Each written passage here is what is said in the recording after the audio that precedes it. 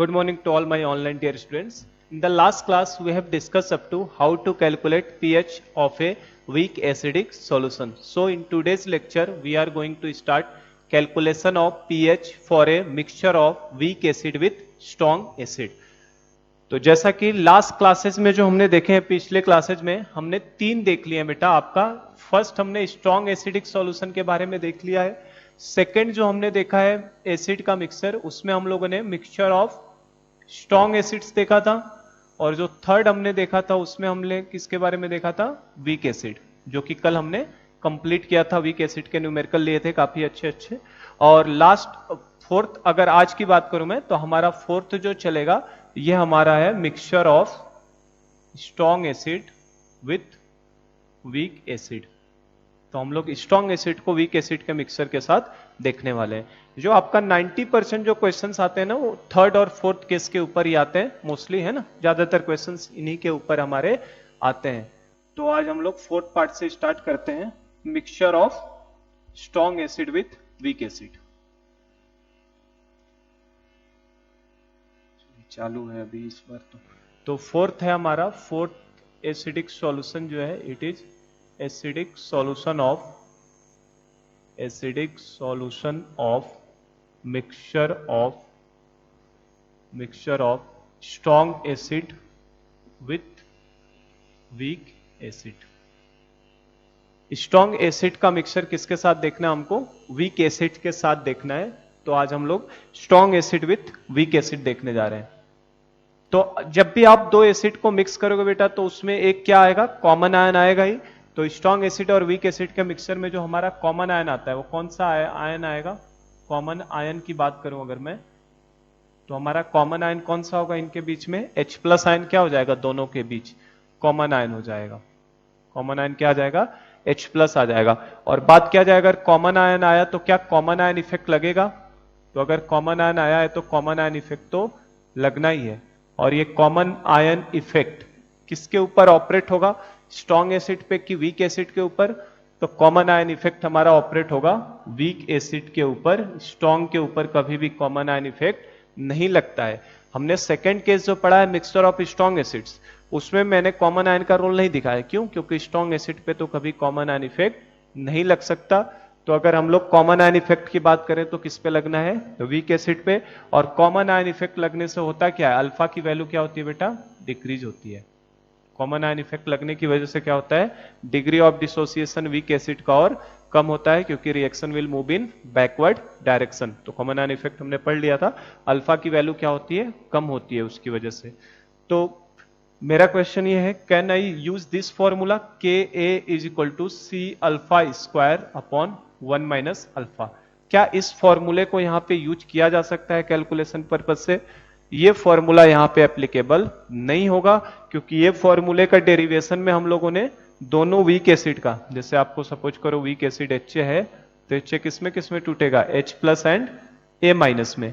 तो हम लोग इसका भी C अल्फा लेते थे, इसका भी C अल्फा, तो ये फॉर्मूला डेराइव होता था ना, C alpha square upon 1 minus alpha.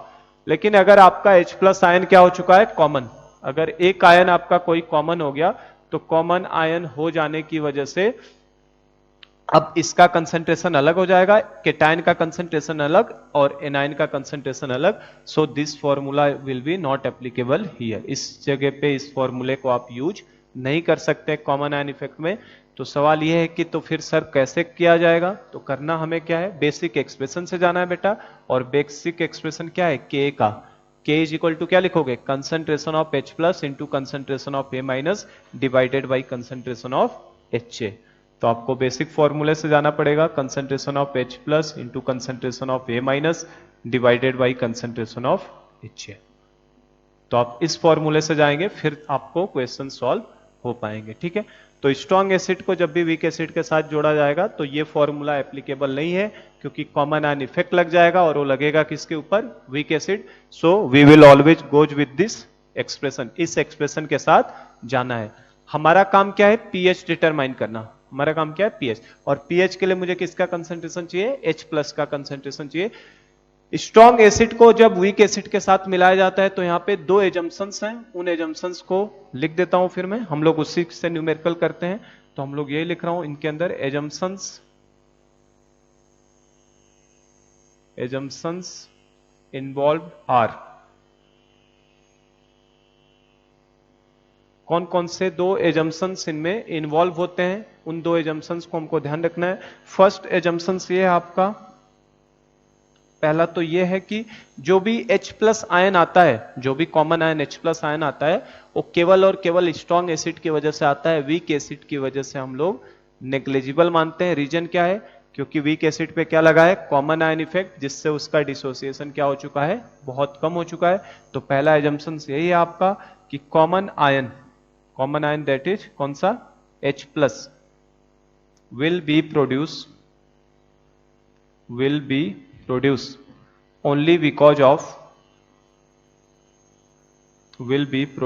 only because of strong acid। किसकी वजह से केवल प्रोड्यूस होगा? स्ट्रॉन्ग एसिड की वजह से। एंड कंट्रीब्यूशन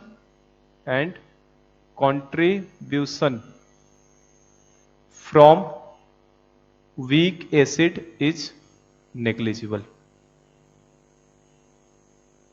ठीक है बेटा, जो भी आपका H प्लस आयन आता है वो केवल और केवल किसकी वजह से आएगा? स्ट्रॉन्ग एसिड की वजह से आएगा।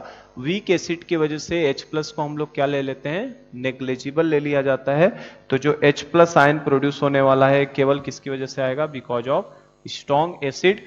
रीजन क्या है इसका? रीजन समझ पा रहे हैं? रीजन ये है क्योंकि कॉमन आयन इफेक्ट लगा है, जिसकी वजह से वीक एसिड का डिसोसिएशन क्या हो चुका है? कम हो चुका है। और डिसोसिएशन अगर नेग्लिजिबल हो जाएगा तो डिसोसिएशन नेग्लिजिबल होने का मतलब केवल H प्लस किससे लेना है आपको? स्ट्रॉन्ग एसिड से लेना है। So we can write as that is, जो भी आपका H प्लस आएगा बेटा ध्यान रखना सॉल्यूशन में मिक्सचर के, this H plus will be comes out from H plus of strong acid. तो पूरा का पूरा H प्लस आपको किससे लेना है? स्ट्रॉन्ग एसिड से लेना है। वीक एसिड के H प्लस को कंसीडर हमें नहीं करना होता है। ठीक है, ये पहला एजम्पशन है। और सेकेंड एजम्पशन की बात करो, सेकेंड एजम्पशन भी जस्ट इसी से लिंक करता हुआ है। अगर हमने स्ट्रॉन्ग एसिड को डाला है तो वीक एसिड का डिसोसिएशन कम होगा, और अगर वीक एसिड का डिसोसिएशन कम हो जाएगा तो सेकेंड एजम्पशन के हिसाब से जो वीक एसिड का इनिशियल कंसंट्रेशन होता है वही कंसंट्रेशन हम लोग इक्विलिब्रियम पे भी मान लेते हैं, क्योंकि डिसोसिएशन बहुत कम है। तो सेकेंड एजम्पशन हम लोग यही लिखेंगे, in presence of strong acid dissociation of weak acid is almost negligible. समझेगा सेकंड पॉइंट बेटा? स्ट्रॉन्ग एसिड के प्रेजेंस में जो वीक एसिड का डिसोसिएशन है उसको ऑलमोस्ट क्या ले लिया जाता है?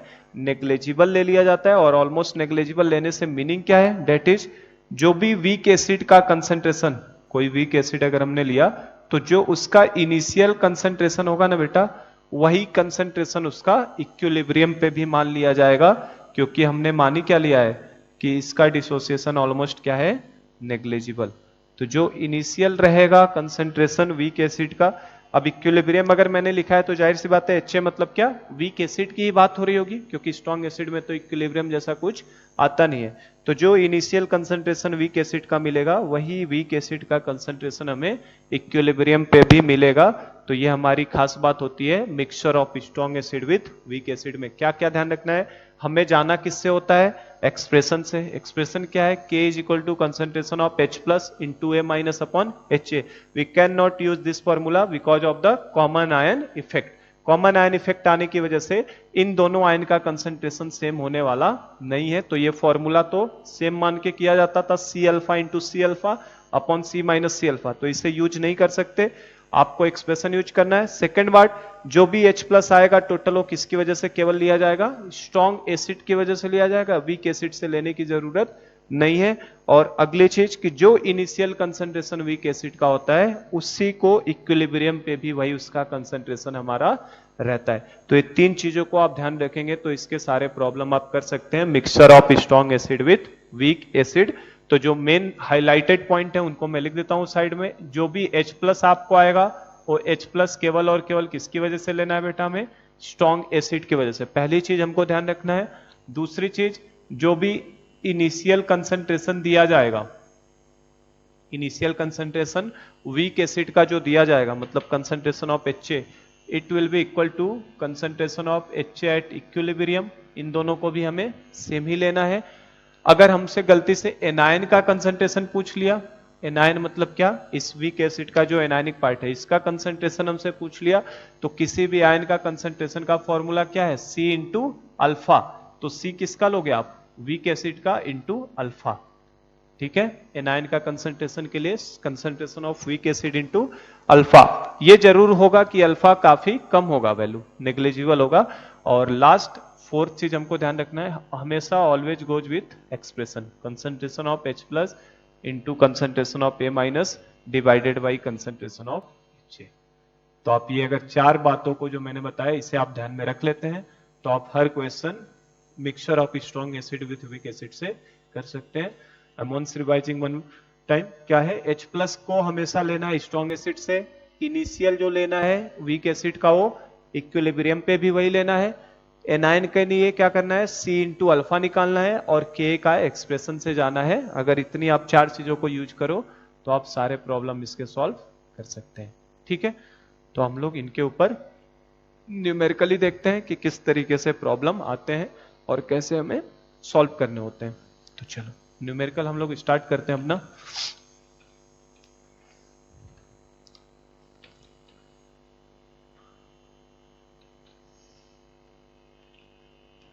तो देखो पहला सिंपल सा एक प्रॉब्लम, फर्स्ट न्यूमेरिकल मैं दे रहा हूं इसके ऊपर,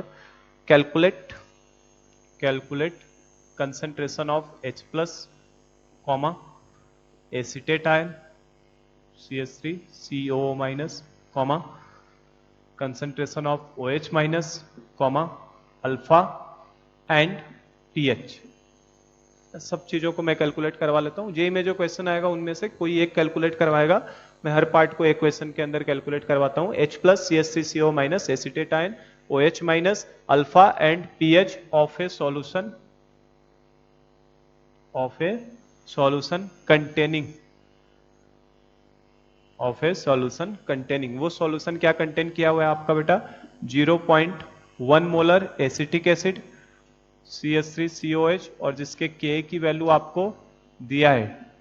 मैंने बताया जब भी वीक एसिड रहेगा तो उसके K की वैल्यू हमेशा प्रॉब्लम में क्या होगी, गिवन होगी with 0.01 molar HCl।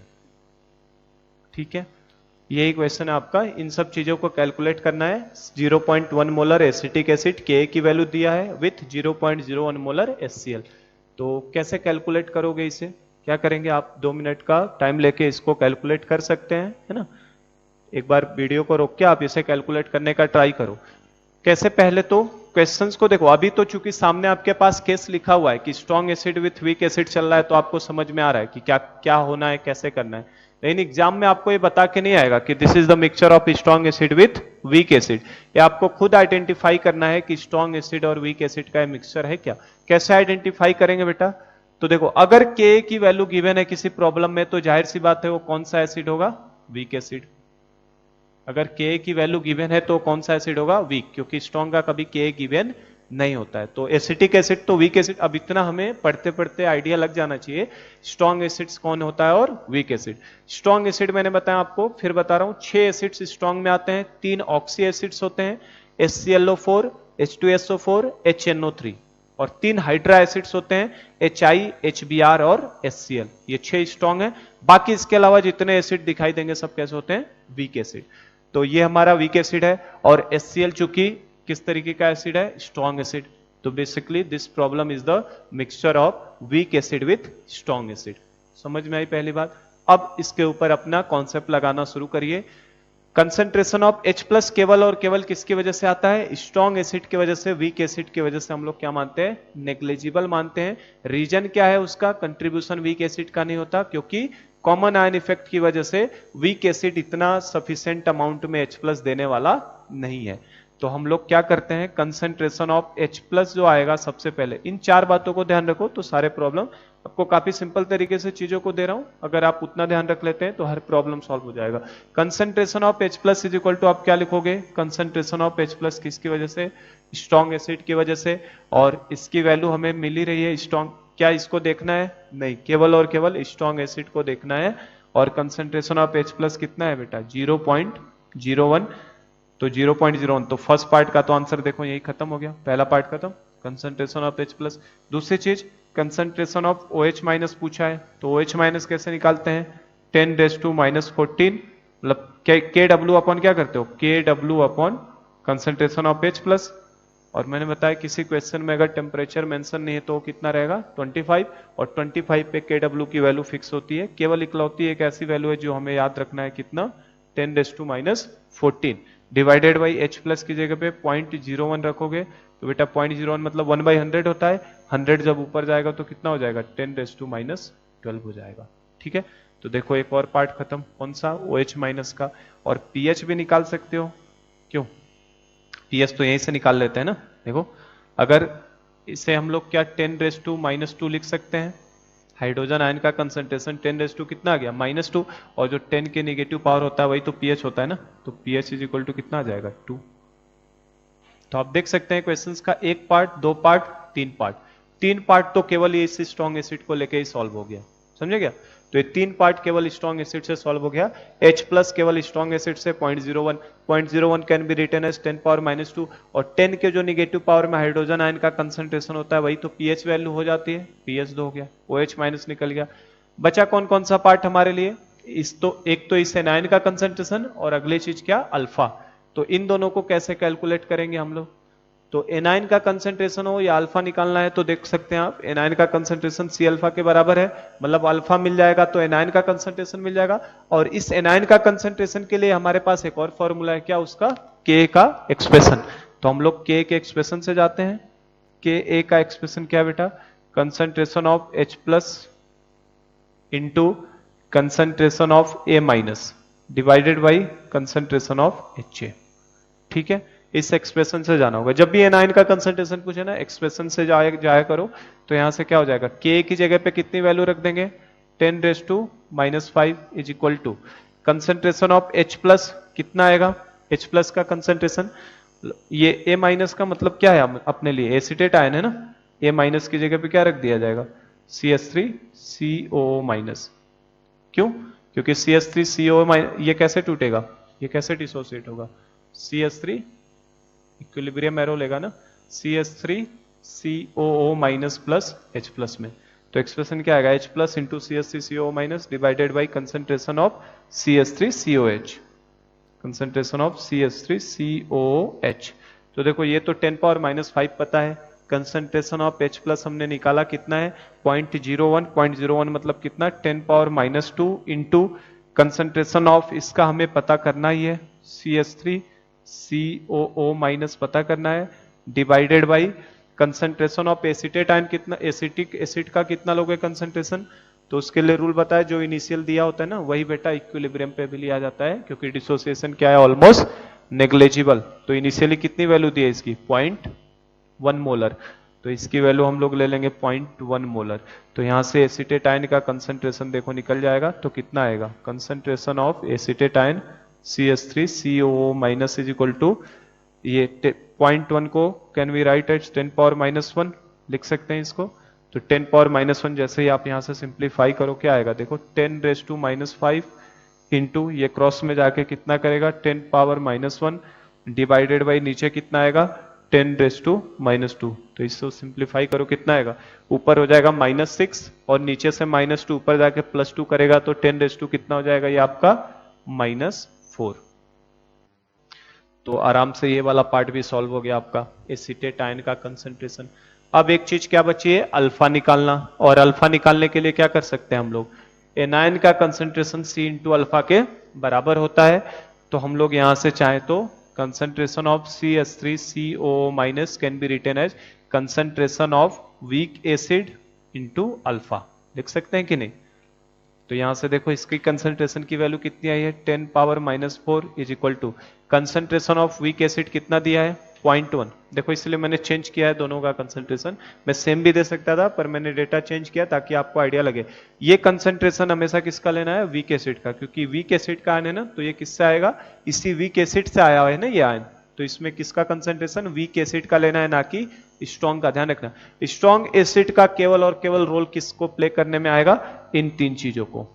Strong acid का रोल H+ निकालने में, पीएच निकालने में और OH- निकालने में। बाकी सारी चीजें हमें वीक एसिड से ही जाना है। वीक एसिड का जो भी पूछेगा, अल्फा पूछेगा तो वीक एसिड के लिए ही निकालना है आपको। अल्फा किसके लिए कैलकुलेट करते हो, वीक एसिड के लिए। एसिटेटाइन किस में आएगा, वीक एसिड में, ठीक है। तो 10⁻³ कंसेंट्रेशन ऑफ वीक एसिड कितना आपका 0.1 है, इंटू अल्फा निकालना है। तो बेटा यहां से अल्फा कितना आ जाएगा, कैन वी राइट 0.1 को 1/10 लिख लेंगे। 1/10 लिखते ही 10 से क्रॉस मल्टीप्लाई करोगे तो अल्फा की वैल्यू कितनी आ रही है, 10⁻³ तो आप देख सकते हैं हमने इजिली फर्स्ट पार्ट का आंसर है 0.01 कंसेंट्रेशन ऑफ H+। पीएच की वैल्यू कितनी है बेटा 2, कंसेंट्रेशन ऑफ OH- कितना है 10⁻12। अगला एसिटेटाइन का कंसेंट्रेशन 10⁻⁻4 और अल्फा की वैल्यू की बात करें तो 10⁻3। समझेगा। इस क्वेश्चन को मैं थोड़ा सा लिंक कराऊं, अगर सपोज करो आपको मान लो ये नहीं दिया होता, 0.01 मोलर HCl नहीं दिया होता, केवल और केवल इतना पार्ट दिया होता और चीजों को पूछता, तो जाहिर सी बात है कि तब ये हमारा क्वेश्चन केस नंबर 3 हो जाता, केवल और केवल किसका सॉल्यूशन, वीक एसिड का सॉल्यूशन। तो उस केस में मान लो आपको मैं ये नहीं दे रहा हूं, अगला एक और मान लो, मैं समझाने के लिए बस बता रहा हूं आपको। सपोज करो आपको ये चीज दिया ही नहीं है, स्ट्रॉन्ग एसिड का इसके अंदर मिक्सचर दिया ही नहीं, केवल प्रॉब्लम किसके बारे में पूछ रहा है, वीक एसिड के बारे में पूछ रहा है। अब मैं इसका अल्फा लिंक करवाता हूं, आपको दिखाना चाहता हूं कि एजम्पशंस हमारे वैलिड होते हैं, दोनों किस तरीके से वैलिड्स होते हैं उसको मैं प्रूव करता हूं। देखिए जैसे अगर केवल आपका वीक एसिड दिया होता तो इस वीक एसिड का अगर मैं आपसे पूछता कि इस वीक एसिड की हेल्प से, ये जो इंफॉर्मेशन दिया है इसकी हेल्प से मुझे बताइए अल्फा की वैल्यू कितनी होगी। केवल वीक एसिड होगा, अकेला वीक एसिड होता तो अल्फा की वैल्यू क्या होती। क्या अप्रोच लगाते बेटा हम लोग वीक एसिड के लिए, वीक एसिड का कोई भी प्रॉब्लम आएगा, सबसे पहला तरीका क्या बताया मैंने, आप क्या चेक करो, K/C का रेशियो। तो K/C का रेशियो चेक कर लेते हैं। K की जगह पे कितना रखोगे 10⁻⁵, C की जगह पे कितना रखोगे 0.1, तो K/C की वैल्यू कितनी आ गई 10⁻⁻4। और ये वैल्यू मैंने बताया अगर ये वैल्यू लेस देन और इक्वल टू किसका है 25 × 10⁻⁴ बताया था मैंने। अगर इससे कम आएगा तो आपका सीधा सीधा अल्फा बेटा कितना हो जाता है √ में K/C, क्योंकि उस समय अल्फा को 1 के रिस्पेक्ट में नेग्लिजिबल मान लिया जाता था। ठीक है, याद है ये। तो देखो ना 10⁻⁻4 तो इस वैल्यू से कम है ना, तो इसका अगर अल्फा अगर हमसे पूछा था अल्फा कितना आएगा तो बताओ अल्फा का आंसर कितना लिखते, तो अल्फा इज इक्वल टू √ में K/C। और आप K/C मैंने इसीलिए पहले ही कैलकुलेट कर ही लेते हैं। तो देखो ना K/C कितना आया था 10⁻⁻4, तो alpha is equal to 10⁻⁻4 that will be equal to 10⁻2। और अगर परसेंट वाइज मैं जाऊंगा तो 10⁻2 को 100 से मल्टीप्लाई करते ही कितने परसेंट हो जाएगा 1%। 10⁻2 का मतलब परसेंट कितना होता है 1%, क्योंकि 100 से उसको क्या करना है आपको मल्टीप्लाई करना होता है। और यहां पे आप देखो, अब देखो मैं लिंक कराता हूं चीज को। अगर स्ट्रॉन्ग एसिड मौजूद नहीं था, स्ट्रॉन्ग एसिड हमारा मौजूद नहीं होता, केवल अकेला वीक एसिड होता तो उसका अल्फा कितना आता 1%। लेकिन अगर हमने स्ट्रॉन्ग एसिड को ऐड करा दिया उसके अंदर तो हमारा अल्फा निकल के कितना आया है बेटा 10⁻³ और इसको अगर आप 100 से मल्टीप्लाई करोगे तो कितना हो जाएगा 10⁻⁻1 और 10⁻⁻1 का मतलब कितना होता है 0.1%। कितना होता है 0.1%। तो आप सीधा सीधा देख सकते हैं बेटा यहां से कि शुरू में without in the absence of strong acid, in the absence of strong acid जो वीक एसिड का अल्फा था वो कितना आ रहा था 1%। But with presence of weak strong acid, अगर स्ट्रॉन्ग एसिड को मौजूद करा दिया, उसके अंदर स्ट्रॉन्ग एसिड को डाल दिया तो आपका अल्फा कितना आने लगा है बेटा 0.1%। तो आप देख सकते हैं कि डिग्री ऑफ डिसोसिएशन पहले से क्या हो चुका है कम। और डिग्री ऑफ डिसोसिएशन अगर उसने पहले से कम कर दिया है तो पहले से कम करने का मतलब क्या हो गया कि कॉमन आयन इफेक्ट यहां पे लगा होगा। तो मैंने दो एजम्पशंस माने थे कि जो भी H+ आएगा वो केवल और केवल किससे लेना, आप स्ट्रॉन्ग एसिड से लेना, क्योंकि इसका डिसोसिएशन इतना ज्यादा कम हो जाता है स्ट्रॉन्ग एसिड के प्रेजेंस में कि अल्फा ऑलमोस्ट क्या होता है नेग्लिजिबल। तो हम लोग अगर 1%, 2%, 3% तो थोड़ा कहने वाली बात है कि ठीक ठाक है, डिसोसिएट हो रहा है। 0.1% डिसोसिएशन का क्या मतलब है, ऑलमोस्ट नेग्लिजिबल मान सकते हैं। इसीलिए हमारे दोनों एजम्पशंस क्या होते हैं यहाँ पे वैलिड हो जाते हैं। तो आई होप कि ये क्वेश्चन आपको क्लियर हो गया कैसे करना है बेटा। देखो बस ये 4 चीजों को ध्यान रखो तो सारे प्रॉब्लम सॉल्व होंगे। H+ हमेशा स्ट्रॉन्ग एसिड से लेना, HA जो भी रहेगा इनिशियल वीक एसिड का वो इक्विलिब्रियम पे भी उतना ही मिलना है। एनायन का कंसंट्रेशन हमेशा C/α से जाना है, और एनायन का कंसंट्रेशन पूछेगा तो एक्सप्रेशन से ही हमें सॉल्व करना है। तो एक प्रॉब्लम में मैंने सारे पार्ट्स को ले लिए थे ताकि आपको क्लियर हो जाए कि कैसे हो रहा है ये क्वेश्चन। ठीक है, हमसे इनमें से कोई एक पार्ट ही पूछ सकता है। जैसे मान लो मैं नेक्स्ट एक और प्रॉब्लम लेके दिखाता हूं आपको, हमसे हो सकता है केवल एक ही पार्ट पूछे कोई, तो ये आपने कर लिया होगा। एक और करते हैं हम लोग नेक्स्ट।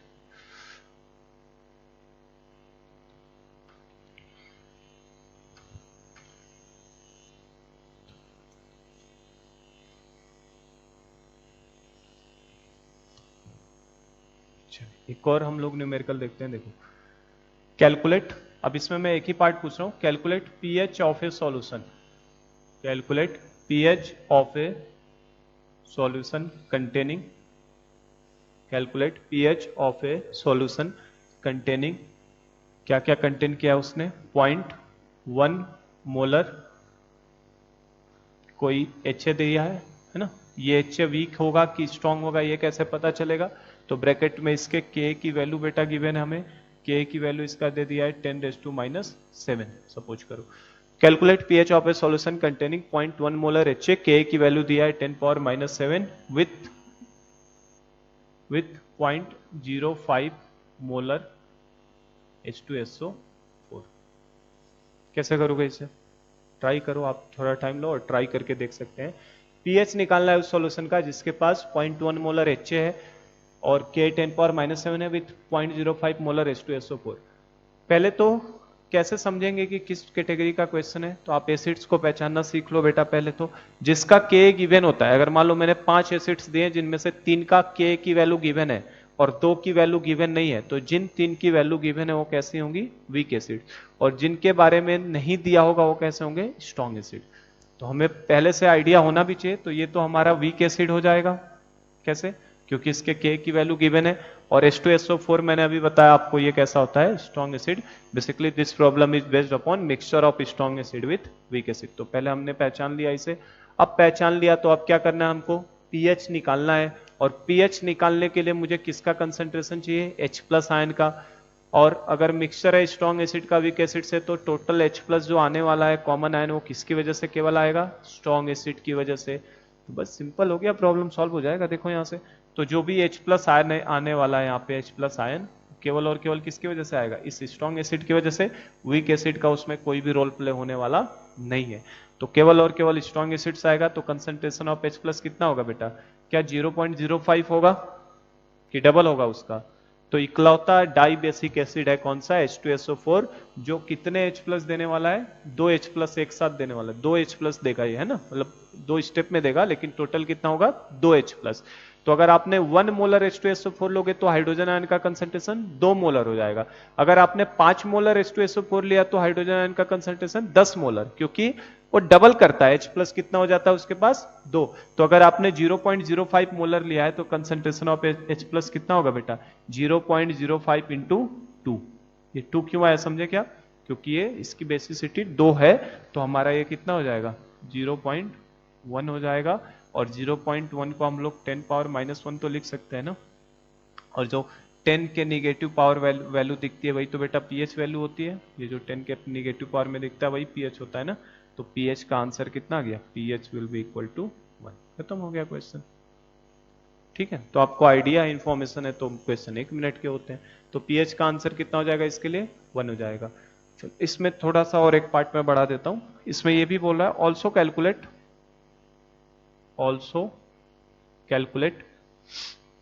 Concentration of A-। अब क्या करेंगे, ऑल्सो कैलकुलेट एनायन का कंसंट्रेशन दे दिया हमें, also calculate concentration of A-। अब A- कहां से आया है, वीक एसिड से।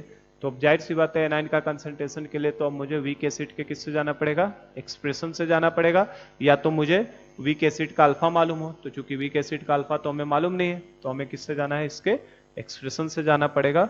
तो एक्सप्रेशन लिख लो वीक एसिड के लिए एक्सप्रेशन। तो इस पार्ट के लिए आपको बस केवल बेटा इसके एक्सप्रेशन से जाना है। मैं यही लिख देता हूं, देखो K is equal to concentration of H+ लिखेंगे into concentration of A minus, तोड़ना नहीं है बार बार, वो आइडिया आपको हो जाना चाहिए, H प्लस और ए माइनस में टूटेगा ना, concentration of H plus into concentration of A minus divided by concentration of H है, ठीक है। और बस इनमें वैल्यूज को डाल दो, K की जगह पे कितना रखोगे, K की वैल्यू कितनी है 10 power minus 7 is equal to concentration of H plus निकाल चुके हैं हम लोग, कितना आया है, वो केवल स्ट्रॉन्ग एसिड का लेना है, बता दिया है मैंने, पहले ही ध्यान रखना है। तो कंसंट्रेशन ऑफ स्ट्रॉन्ग एसिड की वजह से कितना है 10 पावर माइनस 1 आया है, into concentration of A minus जो कि अननोन है हमारे लिए, divided by concentration of HA, और HA के कंसंट्रेशन को जो इनिशियली गिवन है वही इक्विलिब्रियम पे भी होगा, तो बेटा जो इनिशियल कितना दिया है 0.1, तो इक्विलिब्रियम पे भी कितना रहेगा 0.1, तो आप देख सकते हैं ये 0.1 ये भी है, 0.1 ये भी है, कैंसिल आउट हो जाएगा, तो कंसंट्रेशन ऑफ ए माइनस कितना आ जाएगा 10⁻⁻7, है ना। तो आप इवन ओरली देख के इवन 1 मिनट से 2 मिनट में सारे क्वेश्चंस को आसानी से सॉल्व कर सकते हैं। तो यहां से ए माइनस का कंसंट्रेशन कितना आ जाएगा 10⁻⁷, ठीक है। चलो एक और प्रॉब्लम लेते हैं हम लोग।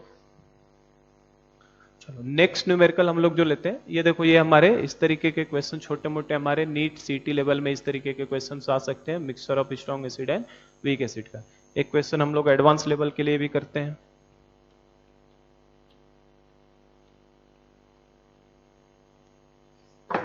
चलिए एक एडवांस लेवल का प्रॉब्लम हम लोग इसमें लगाते हैं। एडवांस लेवल में थोड़ा सा बस क्या हो जाता है, चीजों को एक्सटेंड कर देता है, कॉन्सेप्ट ये यूज करना है, थोड़ा सा आपको दिमाग और ज्यादा बढ़ाना है। क्या करना है, जैसे क्वेश्चन दिया है how much H2SO4, how much H2SO4, और ब्रैकेट में दिया इन ग्राम। इन ग्राम में देने का मतलब क्या है, क्या पूछना चाहता है ये, H2SO4 का मास पूछना चाहता है। तो हमसे क्वेश्चन ये बोल रहा है how much H2SO4 should, must लिख देता हूं, how much H2SO4 must be added in 500 ml of 0.1 molar acetic acid, ठीक है ना। और एसिटिक एसिड का Ka की वैल्यू आपको दिया है 10⁻⁻5, एग्जैक्ट वैल्यू 2 × 10⁻⁻5 होता है। न्यूमेरिकली मैं उसको 10⁻⁻5 लेके सॉल्व करवा रहा हूं ताकि प्रॉब्लम थोड़ा इजी जाए, बाकी लॉग ऑफ का कॉन्सेप्ट ही तो लगाना है इसमें, ठीक है।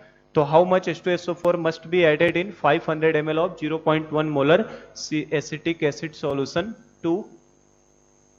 To change its degree of dissociation, to change it degree of dissociation। हाँ, degree of dissociation and degree of ionisation both are same. किसी ने कमेंट में लिखा था सर वो दोनों अलग अलग हैं क्या, दोनों चीजें सेम ही होती हैं, चाहे डिग्री ऑफ डिसोसिएशन वर्ड हो या डिग्री ऑफ आयोनाइजेशन हो। तो to change its degree of dissociation by 200 times, to change its degree of dissociation by 200 times. अगर मैंने डिग्री ऑफ डिसोसिएशन को 200 टाइम्स से चेंज कर दिया है तो मुझे बताना है बेटा कि कितना अमाउंट में उसका H2SO4 का उसके अंदर ऐड करूं। सबसे पहले तो समझो जरा सा, हमारे पास जो सॉल्यूशन है पहले से वो किसका है, 500 ml of 0.1 molar acetic acid. ये एडवांस लेवल का क्वेश्चन है ना, इस तरीके के प्रॉब्लम पूछे जा सकते हैं, अच्छा प्रॉब्लम है। देखो आपका एसिटिक एसिड का सॉल्यूशन कितना दिया है, 500 0.1 मोलर दिया है। अगर ये 500 0.1 मोलर एसिटिक एसिड का सॉल्यूशन है तो इसका कुछ ना कुछ अपना डिग्री ऑफ डिसोसिएशन होगा, अगर एसिड को नहीं डाला, स्ट्रॉन्ग को नहीं डाला है तो। अब जैसे ही मैं इसके अंदर एक एसिड ऐड कर रहा हूं, कौन सा एसिड है, H2SO4, और H2SO4 किस तरीके का एसिड है बेटा, ये तो हमारा स्ट्रॉन्ग एसिड होता है ना। हर क्लास में मैं बोलते आ रहा हूं एसिड्स को पहचानने हमें आना चाहिए, 6 एसिड्स स्ट्रॉन्ग होते हैं ना, अभी भी बताया मैंने, H2SO4 is a strong acid. तो पूछ रहा है स्ट्रॉन्ग एसिड का कितना अमाउंट मैं डालूं इसके अंदर, किसके अंदर, एसिटिक एसिड सॉल्यूशन में, ताकि उसका डिग्री ऑफ डिसोसिएशन 200 टाइम से क्या हो जाए, चेंज हो जाए। चेंज होने का मतलब क्या होता है बेटा, चेंज का मतलब हो सकता है कि वो बढ़ भी सकता है और घट भी सकता है। तो पहले तो आप ये आइडिया लगाओ बढ़ेगा कि घटेगा, तो क्या होगा डिग्री ऑफ डिसोसिएशन। अगर मैंने स्ट्रॉन्ग एसिड को वीक एसिड के सॉल्यूशन में डाल दिया है, स्ट्रॉन्ग एसिड को वीक एसिड के सॉल्यूशन में डाल दिया है, पहले तो आप देखो ये कैटेगरी लिखी है तो आपको पता चल रहा है इसी में चल रहा है। एग्जाम में आएगा तो आपको खुद सोचना है कि हमने ऐड किसको किया, स्ट्रॉन्ग एसिड, और सॉल्यूशन किसका है अपने पास, वीक एसिड। ये कैसे पता चला मुझे वीक एसिड है? तो अभी तक तो रट भी जाना चाहिए कि एसिटिक एसिड एक वीक है, और मैंने बताया 6 को छोड़ के सब वीक एसिड होते हैं, और नहीं तो जिसका के गिवन होगा वो हमेशा कैसा रहेगा, वीक एसिड ही होगा। तो इससे आइडिया लग जाना चाहिए। तो अगर वीक एसिड के सॉल्यूशन में स्ट्रॉन्ग एसिड का कुछ अमाउंट ऐड कर दिया जाएगा तो उसका डिग्री ऑफ डिसोसिएशन बढ़ेगा कि घटेगा? तो डिग्री ऑफ डिसोसिएशन उसका घट जाएगा। तो ये जो चेंज है ना, चेंज होने का मतलब 200 टाइम से कम होना, ना कि बढ़ना। तो कैसे लगाएंगे इसमें, क्या करेंगे, किस तरीके से? अमाउंट मुझे निकालना है, और अमाउंट का मैंने एक आपको फॉर्मूला बताया, कभी भी आपको वेट पूछे तो वेट इज इक्वल टू, आप डायरेक्ट ये यूज कर सकते हो, C into V into M. C मतलब कंसंट्रेशन, वी मतलब कितना वॉल्यूम है, एम मतलब उसका मोलर मास है ना, डबल एम लिख देता हूं इसको, मोलर मास। तो देखो कंसंट्रेशन क्या H2SO4 का मालूम है हमें? नहीं मालूम है। वॉल्यूम मालूम है, कितने में ऐड करना है, 500 ml। 500 ml को बेटा लीटर में लिखोगे तो कितना आएगा, 1/2 into molar mass of H2SO4 कितना होता है, 98 होता है। ये भी याद होना ही चाहिए, नहीं तो निकाल लो, 2 हो जाएगा इसका 32, और 16 4 जा कितना, 64। 64 प्लस 32 प्लस 2 कितना हो जाएगा आपका, 98। तो इसका मतलब ये 49 इंटू सी। तो अगर मुझे H2SO4 का कंसंट्रेशन जो है वो C मिल जाए, अगर C मुझे मिल जाए उसका कंसंट्रेशन, तो मुझे आंसर मिल जाएगा कि कितना उसका अमाउंट डालना है। अब कंसंट्रेशन फाइंड आउट कैसे करूं मैं? तो उसका तरीका क्या है, सिंपल सा। कंसंट्रेशन ये निकालने का कैसे होगा, मानने के लिए हम लोग मान लेते हैं कि उसका C मोलर डाला जा रहा है। तो जो हमारा मिक्सचर है बेटा वो क्या है, 0.1 मोलर CH3COH, जिसका K दिया है कितना, 10⁻⁻5, प्लस इसके साथ किसको डाल दिया गया हमें, H2SO4 को। तो देखो ये प्रॉब्लम आपको दिखने लगा, this is a basically problem of strong acid with weak acid. तो चूंकि इसी H2SO4 का अननोन कर दिया है, तो मान लो मैंने मान लिया कितना डाला जा रहा है इसका, C मोलर। कंसंट्रेशन कितना मान लेता हूं H2SO4 का, C मोलर। अगर कंसंट्रेशन ऑफ H2SO4 मैंने C मोलर मान लिया है, तो क्या आप यहां से बता सकते हैं कि जो H प्लस आने वाला है सॉल्यूशन के अंदर, वो H प्लस का कंसंट्रेशन कितना होगा? तो H plus always produce from strong acid. तो इस टोटल सॉल्यूशन के अंदर जो H प्लस दिखाई देगा, वो H प्लस केवल किसकी वजह से आएगा, स्ट्रॉन्ग एसिड की वजह से। और अगर इसका C मोलर लिया है कंसंट्रेशन, तो H प्लस का कंसंट्रेशन कितना हो जाएगा, 2 टाइम्स ना, C इंटू 2C हो जाएगा। ये 2 क्यों आता है, समझ में आया? अभी पिछले प्रॉब्लम में भी दिखाया था, क्योंकि ये इकलौता ऐसा एसिड है जो डाई बेसिक है, मतलब 2 H प्लस देने वाला है। तो कंसंट्रेशन ऑफ H प्लस कितना हो जाएगा आपका, C इंटू 2, मतलब कितना हो जाएगा आपका, 2C हो जाएगा।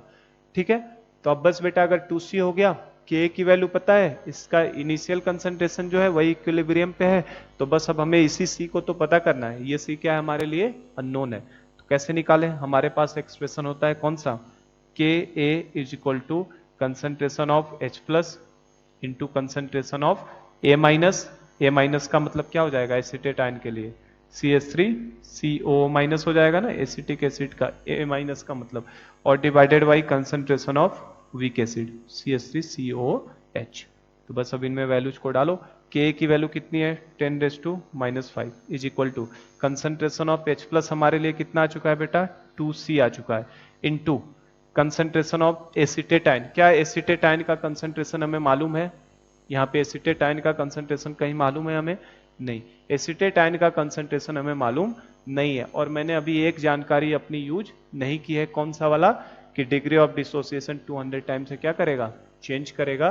तो acetate ion C into alpha होता है ना, तो ये जानकारी अभी मैंने यूज नहीं की है, तो उसको यूज कर लेते हैं। देखो अगर मैं आपसे पूछता अल्फा, अल्फा जो है CH3COH का अकेला कितना आता, अकेला मतलब समझ रहे हो, उस समय स्ट्रॉन्ग एसिड को अगर हमने ऐड नहीं किया, इस स्ट्रॉन्ग एसिड को ऐड नहीं किया, केवल मैं इसकी वजह से, अभी जो पिछला प्रॉब्लम मैंने दिखाया था, अगर स्ट्रॉन्ग एसिड नहीं ऐड किया है, केवल इसकी वजह से मैं अल्फा पूछता, तो आपका कितना आता है इसकी वजह से। तो अल्फा का मैंने तरीका क्या बताया, आप चेक किया करो K/C का रेशियो। तो यहाँ पे K देखो 10⁻⁵, C कितना है 0.1, तो 10⁻⁵ अपॉन 0.1 करोगे तो कितना आएगा, 10⁻⁻4, और 10⁻⁻4 जो है 25 इंटू 10⁻⁻4 से छोटा है। तो क्या हम लोग यहाँ पे डायरेक्ट अंडर रूट में K/C लगा दें अल्फा की जगह पे? तो अल्फा की जगह पे K/C लगाओगे तो कितना आ जाएगा बेटा, यहाँ से देखो K की जगह पे कितना रखोगे आप, 10⁻⁻5 है ना, C की जगह पे कितना रखोगे 0.1, तो ये आपका 10⁻⁻2 आ जाएगा, है ना। कितना आ जाएगा 10 पावर माइनस 2। अब यही नया वाला अल्फा, जो नया वाला अल्फा होगा किसका, एसिटिक एसिड का, अब इसको मैं पूछ रहा हूं विथ H2SO4। अगर इसके अंदर आपने H2SO4 को अब ऐड कर दिया तो नया अल्फा क्या हो जाएगा, तो उसके बारे में क्वेश्चन हमें बोल ही चुका है कि कितना H2SO4 को ऐड करूं ताकि जो नया वाला डिग्री ऑफ डिसोसिएशन हो जाए, चेंज हो जाए किससे, 200 टाइम से। तो जो नया वाला अल्फा होगा बेटा वो कितना हो जाएगा बताओ, पहले की वैल्यू कितनी थी 10 पावर माइनस 2, अब जो 200 टाइम से चेंज होगा ये बढ़ेगा कि घटेगा, तो अभी मैंने बता दिया स्ट्रॉन्ग एसिड कभी भी ऐड करेंगे तो डिग्री ऑफ डिसोसिएशन वीक का हमेशा कम होता है। तो 200 टाइम से बढ़ेगा नहीं, 200 टाइम से क्या होगा, घटेगा, मतलब नया वाला अल्फा कितना हो जाएगा 10 पावर माइनस 2 अपॉन 200। अब अगर आपको अल्फा मिल चुका है तो क्या आप concentration of A is equal to C into alpha लिख सकते हैं, तो बस यहाँ पे देखो वही चीज बतानी थी मुझे, ये इंपॉर्टेंट पार्ट था। तो ये आपका कंसंट्रेशन ऑफ CH3CO माइनस कितना रखोगे, ये इसकी वैल्यू कितनी रखोगे इसकी जगह पे, तो this will be equal to किसके होता है, C of weak acid into alpha. ठीक है, तो C ऑफ वीक एसिड कितना है बेटा, वीक एसिड का C कितना है 0.1 है, तो वीक एसिड का ये हो गया 0.1 C की जगह पे, इंटू अल्फा की जगह पे कितना रखोगे। अब अल्फा कितना हो चुका है, पहले तो इतना अल्फा था लेकिन अब नया वाला अल्फा कितना हो चुका है 10 power minus 2 upon 200, 10 power minus 2 upon 200, समझे क्या। तो ये C इंटू अल्फा डाल दिया, divided by concentration of acetic acid, जो इनिशियल होता है वही इक्विलिब्रियम पे, मतलब वो भी डेटा कितना रहने वाला है 0.1 ही रहने वाला है, और बस यहाँ से सॉल्व कर लो आपको C मिल जाएगा।